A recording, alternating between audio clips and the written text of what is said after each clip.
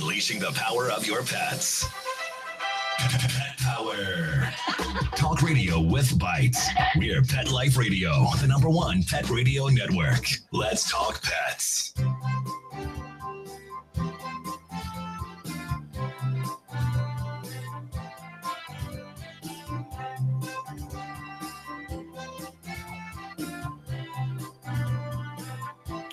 Okay. And welcome. Good morning. Good afternoon, depending on where you are in this great Super Bowl Sunday. I am pretty happy as a Rams fan growing up in Los Angeles, even kind of sticking with them when they left LA and now they're back. Jared Goff being a Cal alum, as am I. So I'm hoping, I hope everybody's hoping enough already with these Patriots. Darn, they're unbelievable. So maybe it'd be nice to get, maybe we can do to them what Philadelphia did to them last year. Anyway, so hope whichever team you want to win, I hope wins. But I'm looking for the Rams. So anyway, here live with Dr. Jeff here for the next 30 minutes. Pet Life Radio's Ask the Vets with Dr. Jeff. We want to hear from you. Very easily done. 877-385-8882. Once again, 877-385-8882. You can also, better yet, reach us right here on Google Hangouts. The link is left for you on my Ask the Vets with Dr. Jeff page here on Pet Life Radio. You click on the link and you can join us live here right in front of your camera on your computer, your laptop, your phone, whatever it is. And we can talk pets. We can ask anything you want. And as I told you, and it's happening, telemedicine is really around the corner the way we like it, working with you, working for your veterinarian. So stay tuned for that. Anyway, so I just got back. This is a crazy time of year for me because in January was the VMX, formerly NAVC, the North American Veterinary Conference, now the Veterinary Medicine Expo. It is just a great show. Then I was literally home for 4 days, left for Colorado for the Colorado Veterinary Medical Association in conjunction with the American Animal Hospital Association. And they call it Ski CE. For me, it was board riding CE. I'm a snowboarder, but it was fantastic. We have sessions in the morning, sessions in the evening, and the middle of the day from 9 to 4, you're on the slopes. And the conditions were absolutely gorgeous in Vail, Colorado. And already looking forward, I think I booked already for next year. It's a great conference. It was Dr. Dave Bruyette, formerly from the West Los Angeles Veterinary Medical Group from the VCA. He's now got his own company. It was all about endocrinology. It was fantastic. Great, what we call CE, continuing education. So looking forward to that. Anyway, in 2 weeks, it's off to Las Vegas for the Western Veterinary Conference, the only conference that in size and attendance rivals VMX. And they're both huge. And their exhibit halls are tremendous. And the one was in the Orlando Convention Center. This one's in Las Vegas Convention Center. Well, it's actually at the Mandalay Bay, but it's actually tremendous. And then I'm home for 4 weeks after that. And I have back to Orlando, where I will be with Mark Winter over in Orlando for the Global Pet Expo GPE. That is the largest pet trade show on the planet. And that's every March in Orlando. Looking forward to that one as well. So anyway, just a couple things. I know I like this. What we're going to talk about today, just so you stay tuned, because this is important stuff. When I was in Vail, we're looking at temperatures. It was like 2 below zero. But you're hearing reports, and it was gorgeous, though. Here you're hearing reports with wind chill in Chicago, minus 50 and minus 40 something in Minneapolis. And it is really dangerous for us. You've heard about, I'm sure, about the deaths. I think it was 11 already, maybe more. It's a serious business, and it's serious business for our pets as well. So we really need to be careful. We're going to talk about how to keep our pets cool. How to keep our pets warm during these crazy winters where the temperatures are just so low. It's frightening. I heard that in Chicago, for example, they couldn't de-ice the planes because the de-icing equipment was frozen. And if the de-icing equipment was okay, it was the employees. They couldn't go outside to stand there for more than a few minutes at a time because it was that cold. That's very dangerous. Anyway, to go over some of the AVMA and American Animal Hospital Association news briefs, which I love to do. And if any of these hit a nerve with you, I want to hear about it. Once again, 877-385-8882. And the one more thing, sadly, I know that whichever you follow me on my Instagram, or my Facebook, you've probably heard that we finally had to say goodbye to Herbie. Herbie was my 14-year-old, just shy of 14, like 3 weeks from turning 14, French Bulldog, who I had the pleasure of delivering by C-section those almost 14 years ago. He was just the most amazing little guy. And Frenchies, now for little dogs, they usually live longer. Frenchies, for some reason, don't. So Frenchies, you're talking about a 14-year-old Frenchie, that's pretty darn good. So anyway, as I mentioned, since I delivered him C-section, mine were the first human hands, the first hands to touch him, but sadly, also the last. Anyway, may he rest in peace. He was a good guy. Where we now, just as of this weekend, we did this 2 weeks ago. We're fostering a dog. One of my clients was looking for a home for this magnificent yellow lab. And we already have a yellow lab. We have a Labradoodle. We have another Frenchie. So we like dogs. And to go with our 6 cats. Anyway, he is here at the house. She brought him over on Friday. He's been with us now for a few days, 2 days. And I'm amazed because my dogs don't take very kindly to strange dogs. They were so to their own pack. When Grover was alive, we had 5 dogs. We had the 2 labs, the Labradoodle, the 2 Frenchies, and that was their pack. So they wouldn't let anybody else in. And even it was so embarrassing to walk them because they'd see another dog, they'd wanted to like run across the street and kill them. So now with 2 gone, now we're adding another one. And I'm amazed how well they're taking to him. The one that my yellow lab, Tommy, is pretty protective. He's got that air about him that nobody's good enough to be with him, and they are actually getting along pretty darn well. So I don't know, who knows? Maybe maybe we'll keep him. But right now we're fostering him, checking it out. But so far so good. Anyway, speaking of big dogs and little dogs, this one's a cute one from the AVMA. That dog's brain size. Now, mind you, the bigger the dog, the bigger the brain, clearly. So, but the brain size, it sort of has a direct relation to what they call executive function and short-term memory. So basically they're saying is, and also self-control. So what happens is that usually, though you wouldn't know self-control with my dogs, but the big dogs usually are a little bit more tolerant in weird situations. But having said that, the larger the dog, larger the brain. But what it doesn't say, so that those are the 2 functions affected by brain size, but it had no correlation, no effect on social intelligence or physical reasoning ability. So the dogs can think the same, but when it comes to, as I said, executive brain function, now I have to look that one up. That I think what they're trying to say is which is one of the reasons why, besides physical stature, that they are able to learn things that allow them to do what they do for work. And so the big dogs, that's why you see a lot of big dogs are the extremely well-trained dogs now, and they have also better short-term memory. So anyway, that was very interesting. And again, with the weather that we're having, and so many more people leaving their pets inside places like doggy daycares, boarding facilities, etc. It's very important to talk to your veterinarian about the influenza virus vaccine. We are seeing more and more cases of it. It is something to reckon with. It's the H3N2 and the H3N8. You can get the vaccines now, what we call bivalent. They will hit both strains. And I think that's very, very important to think about is talk to your vet about the influenza vaccine. Now, this is, I'd like to hear your take on this one. So 877-385-8882. South Carolina is proposing a bill that in essence would require intact pit bull type dogs to be microchipped and register for a $500 fee. I like that. And with a maximum penalty of $1,000 and 1 year imprisonment, not for the dog, but for the owner, if they don't comply.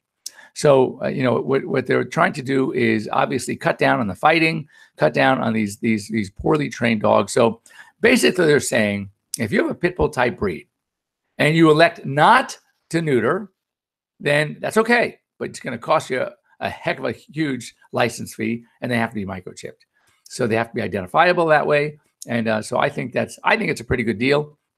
I'm completely against banning breeds, but I think that there needs to be some owner responsibility on these dogs that notoriously have, do and have caused problems for people and other dogs as well.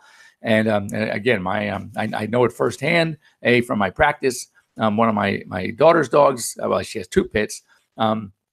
They are tenacious. They can be very, very, very difficult. So anyway, hats off to South Carolina. Now, also speaking of different ways that we're trying to adapt for people and their pets, is we're seeing a rise in house call veterinarians. This is kind of going back. I don't know if any of you remember Dr. Marcus Welby, MD, but this is the old country doc who's now making house calls in homes in the cities. There's some companies popping up providing veterinarians, and it's perfect for like especially for cats who, trust me, I know, don't love going to the veterinarian. Multi-pet households, animals that have had really severe traumatic experiences at vet hospitals. So that's important. And also owners who have mobility issues. Someone's confined to a chair, elderly people. So there's something nice about it. Now, certainly there are some limited functions that could be performed. But now I've seen these really cool vans that actually have X-ray equipment. The veterinarian travels with a technician, and they can do a lot of things. So something to keep in mind if that's something that might fit your lifestyle better. Of course, the availability is not as better. You're going to have to make appointments way in advance. And just keep in mind, it's going to be more expensive. And for many of you, expense is already a problem. So that's something that just to keep in mind. Now, I'm not surprised, but another raw food recall. Gee, how crazy is that? So this one is in Minnesota. It's raw turkey pet food sold at 3 Woody's Pet Food Deli, recalled because of salmonella. I tell people when we get on the subject of raw diets, and clients of mine want to switch to a raw food diet, and I tell them I have my radio show, Pet Life Radio, Ask the Vets with Dr. Jeff on Sundays.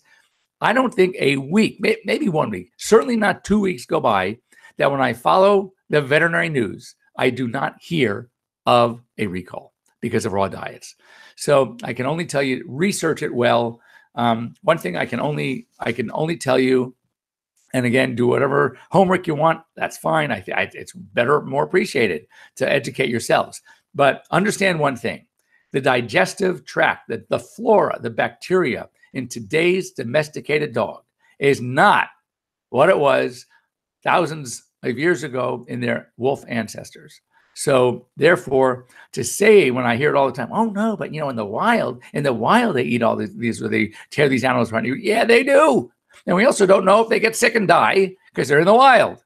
But we do know that our current domesticated dogs cannot tolerate these as well. Can some? Of course there can be some. Fluke, mutation, whatever the case may be. But don't think that. So my advice is what it always has been. If you're feeding something now and your dogs like it, it's convenient for you to buy. They are thriving. They have good poops. They have energy. They have a shiny coat. Don't switch because somebody else tells you something is better. When it comes to foods, there's really no such thing as better. So don't even think about it. I'm going to ignore that phone call. Now, next is, so this is very interesting, actually. Hold on 1 second. So this is very interesting, and that is that scientists are doing something kind of cool. They are vaccinating mice against Lyme disease, against Borrelia burgdorferi. Now you'd say, "Whoa, wait a second, why mice?" Well, apparently the white-footed mouse is a sort of a vector and a reservoir. We say it's not the vector; it's the reservoir for Lyme. So what happens is they are carrying the Lyme bacterium. And then the tick jumps on the mouse and ingests in their blood. They pick up the Lyme bacterium. And then when they bite their host, whether it's another person, whether it's a dog, then they inject that bacterium into the client, into the host. So what's happening is we are seeing the propagation, if you will, and especially in the Northeast. This is Connecticut, taking place in Connecticut. So they are seeing, so now these ticks are still doing their biting, but they're not carrying the Lyme disease bacterium, the Borrelia.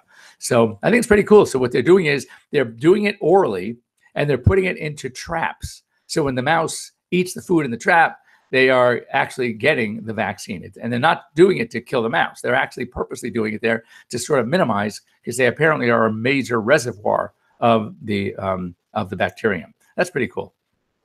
Another, on a nice note, the National Zoo, the Smithsonian, opened its doors once again after the almost month-long government partial shutdown. So that's pretty cool. Speaking of diet, let's talk about one more. That veterinary cardiologists at Washington State University School of Veterinary Medicine, I'm sure you've heard about now that all these people are into the grain-free diets and the boutique foods and the raw diets, et cetera. We are seeing more cases in dogs, which we usually don't see, of dilated cardiomyopathy. The thought is, what is going on? Well, apparently, with those foods, there's an imbalance of some of the essential amino acids. Like methionine and cysteine, that the dogs can convert to taurine, and taurine is essential for preventing cardiomyopathy. That's why it's put in cat diets, as cats can't do it, but dogs can make their own if they have the right essential amino acids. So the question is, what is going on? We know there is probably a link. They're not sure exactly what it is, and so that's what they're studying. But anyway, so what is going on? Is there something else in these grains? Is it a substitute that doesn't have the amino acids necessary to help make the taurine? That is, the jury is open. Is there another agent in these legumes or whatever they're using? Yes, they have protein, but it may not have enough of the cysteine and methionine to help them, or it's a different form of cysteine and methionine. There are just too many unknowns, but they do know there may be a link. So just be careful out there. Talk to your veterinarian, and just think twice. And they're actually asking that blood work and things done, the food that they are being fed. If you have a dog that ends up with DCM, dilated cardiomyopathy, and you have changed to one of these diets, Washington State is asking your veterinarian, talk to your veterinarian, they want the blood work, they want the food, and they want to try to find out what the direct link is. But I think that's very, very fascinating. And lastly, before we get to our break, and then we're going to talk about cold weather, animal control. There's a new bill. There's an animal cruelty bill. It's been, this is nationally, by the way, and it was just reintroduced. And you say, wait a second, reintroduced. So people who torture animals could be sentenced to 7 years in prison under proposed new legislation. What are check this out. This blows my mind. Here are the things that have been reported over the years to basically prompt lawmakers to put this bill into effect. Crushing, burning, drowning, suffocating, impaling, sexually exploiting, right, these animals. And these are now would be felony offenses, of course. And so listen to this. Unbelievably, this is the Senate has already passed this bill twice, but it was overturned. Listen to this. The former House Judiciary Committee chairman blocked the bill from consideration. Not once, but twice. So I think what we should do is find out who this idiot is, and we should maybe do some of these things on him and see what it's like. But I'm amazed. I'm going to go through this list again because I read it and I was in shock. Crushing, burning, drowning, suffocating, impaling, all right, and sexually exploiting. This is what's going on. These are people, and this is what they do to our animals. So it is shocking. Anyway, with that terrible news, I'm going to leave you for a quick break. We're going to come back. We're going to talk about some very, very important cold weather tips because what's happening in the country now is unbelievable as far as weather. We'll be right back.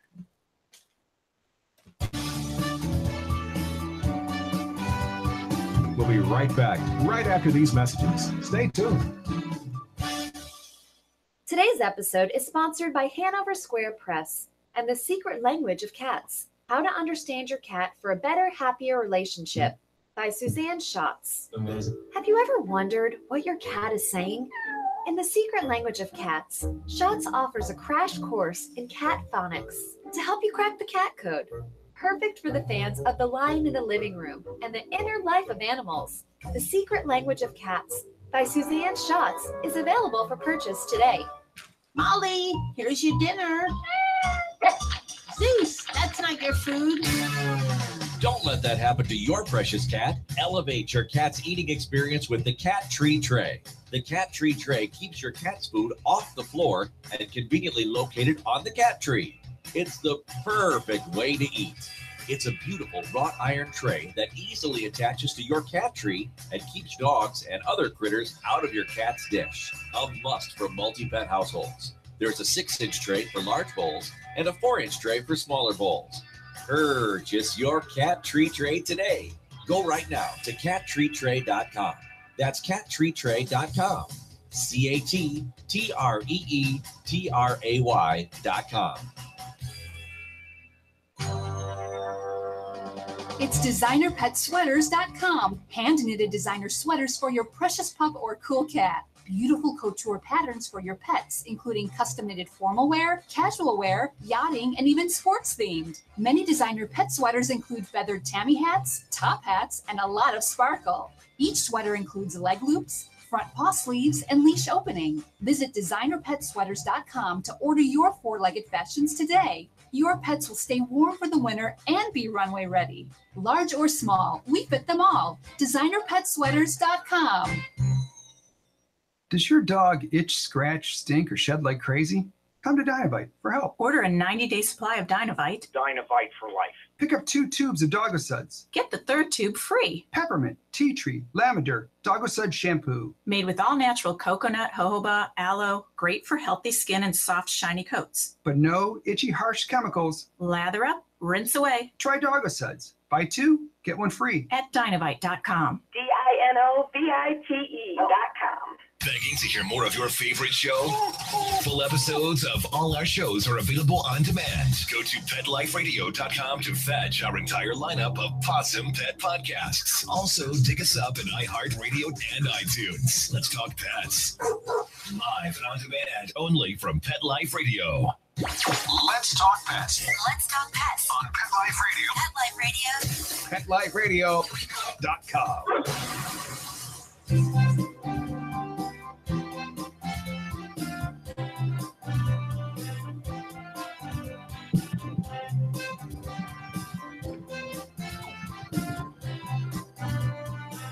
Okay.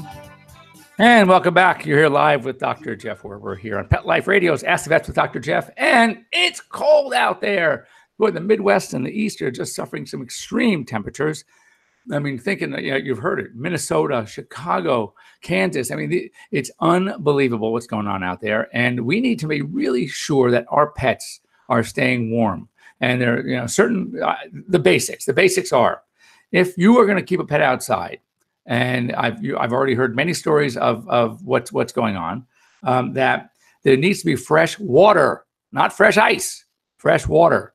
So there are certain bowls out there. You can have them in sheltered areas there where the water won't freeze. There are bowls that you can get that will not heat the water, but keep it at a temperature greater than 35 degrees. And that way it'll be cold, but it won't freeze over. Shelter. As we learned from Chicago last week, that temperature is one thing, wind chill is another. And with wind chill, it can take a temperature of cold, -20, but make it -50. So that is of critical importance. So dogs that are going to be outside need shelter. Don't kid yourself and say, well, God, I have a Husky, I have a Samoyed, I have a Malamute. They have the thick coat. They're meant for, no, they're not. That's if they're working. Yes, if they're pulling sleds, yeah. If they're up in Alaska and they're in Antarctica, yes, they can go ahead and work, and that'll keep their body. But just sitting around, that's very dangerous for them. So don't kid yourself and think that it's okay if you have a dog like that. So much so that if you have dogs with short coats, even big dogs, in this kind of weather, you need to take precautions. First of all, get that sweater on them, get that coat on them. So what, they look a little funny. So what, someone's going to laugh. Who cares? You're keeping your pets warm. Also, the feet. It's very important to keep an eye on the feet. Why? Because a lot of municipalities, well, most municipalities in those conditions are going to be putting chemicals, salt, something down on the snow, on the sidewalks, on the streets that will help as a de-icing technique. Well, the problem is those are very irritating. So if you're going to take your dogs out, not to mention the fact that the pads can absorb a lot of that cold, they can get frostbite just like we can. So you want to get some kind of booties, some sort of foot protection, protection from the chemicals, the harsh chemicals, the elements, but also protection from the cold. So that's a must. So if you're living in a climate that where it's that cold, don't even hesitate. Don't even think twice. Now, what about leaving your pets outside at night? So we talked about also, one thing is, yes, animals are probably not exercising the same, and they're not going to burn as many calories during the day from exercising, but it takes a lot of energy to have these pets maintain their own body temperatures. So that's what shivering does. Shivering sort of helps a dog or even a person elevate body temperature. So don't think that you have to reduce caloric load if you live in these kind. Now, if you live in California and you're not exercising much, because right now it's been pouring rain. We've had like 4 consecutive days, more rain. I mean, and just, in Los Angeles, when it rains, that's like you guys having tornadoes or hurricanes. People are afraid to get in their cars. If it's a light drizzle, they're going to stay in the house. It's very funny. But bottom line is that we also out there, and even though yesterday it was pouring here. But anyway, yes, if you're not going to exercise your dog as much, you want to cut down calories. But if it's super cold and they're going to be having to brave those elements, make sure they're well fed. But at night, do not leave them outside, because what happens is once a dog sleeps, if they do sleep, they lose that ability to help regulate their body temperature. And I'm sure you've heard that story in Iowa of that college kid that was found dead, frozen to death outside of his dorm. How he got there, why he got there, who knows? Maybe he was plastered and he passed out. But next thing you know, if you're not awake to fight the elements by yourself, it's going to get to the best of you. So these are reasons why it is very, very important. So it's shelter, sweaters, jackets. It is some sort of protection from the wind if there's a windy area, plenty of fresh water, warm clothes, protect the feet, and good food. Make sure they're well fed. And these are things that are very important. But don't think, I put my dogs outside when it's cold. I'm with them. Can they take their walks? Yeah, they do fine. But when it gets super, super cold, when it's hitting below freezing, you need to take extra precautions. And especially if you have small dogs and short-carded dogs, literally anything that's going to freeze water to ice, 32 degrees, it's going to do it to them as well. And for those of you who don't remember, 0 degrees Celsius is the same. So anyway, hope you have a great, dry, warm week, whatever the case may be, depending on where you are. We will be here next week. If there's any subjects that really intrigue you that you'd like to talk about, send me a note to Dr. Jeff at PetLifeRadio.com. You can send me a note on my Instagram. That's at Dr. Jeff Werber. By the way, go follow me on Instagram, because you're going to, if nothing else, learn some things. I do these little videos, but the cutest pictures you can ever imagine. I have so much fun at work every day. And as I joke, I get more tongue than anybody I know, which you'll see from these pictures. So anyway, that's it for now. Once again, we'll see you next week. And just have a wonderful week and stay dry and stay warm. Bye-bye.